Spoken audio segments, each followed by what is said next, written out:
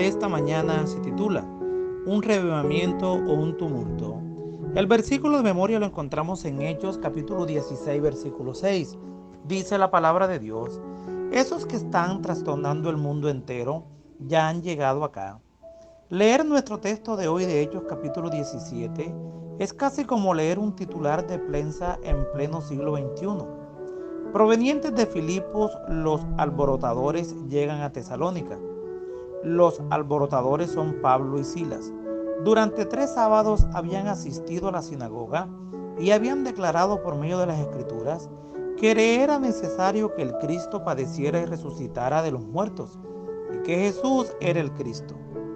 Uno no esperaría que la predicación de este mensaje fuera causa de problemas tan serios, pero el resultado fue una revuelta. ¿Por qué la predicación del Evangelio causó un tumulto en Tesalónica? El relato de la Escritura nos dice que cuando Pablo predicó al Cristo crucificado y resucitado, algunos de los que escucharon creyeron. Asimismo, un gran número de griegos piadosos y mujeres nobles no pocas. En otras palabras, la predicación del nombre de Jesucristo alteró el estado de cosas en esa ciudad, y eso es algo que los enemigos de la cruz no podían permitir. Ahora la pregunta importante: ¿podían las cosas haber sido diferentes? Es decir, ¿podían Pablo y Silas predicar que Jesús murió y resucitó sin que nada pasara? ¿Podían predicar que Jesús es el Cristo y además el Rey sin que nada sucediera? La respuesta es un rotundo no. Por la sencilla razón de que cada vez que el nombre de Cristo es predicado con el poder del Espíritu Santo, algo sucede.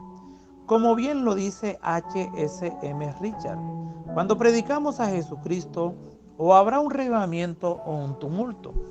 Esta realidad, dice Richard, la ilustra un relato de los días de Charles Spurgeon.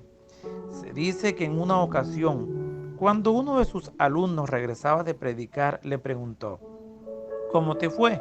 Maravillosamente, respondió el joven. ¿Se produjo algún reavivamiento? No, pero tuvimos una reunión maravillosa. ¿Se enojó alguien? Tampoco. En ese caso, le dijo Spurgeon, fracasaste. Si no hubo un reavivamiento ni nadie se enojó, entonces nada sucedió. Ya se trata de Elías el alborotador, Primera de Reyes capítulo 18 versículo 17, o de Pablo el trastornador. Algo pasa cuando la palabra de Dios llega a una ciudad o a la vida de una persona. El resultado es o un reavivamiento o un tumulto. Por cierto, ¿qué ha producido el Evangelio de Cristo en tu vida? Padre Celestial, hoy oro para que el Evangelio de Cristo produzca en mi vida no una simple mejora, sino una total transformación. Les habló Flavio Martínez desde la Iglesia Remanente La Selva, una iglesia sin fronteras para el mundo. Hasta la próxima.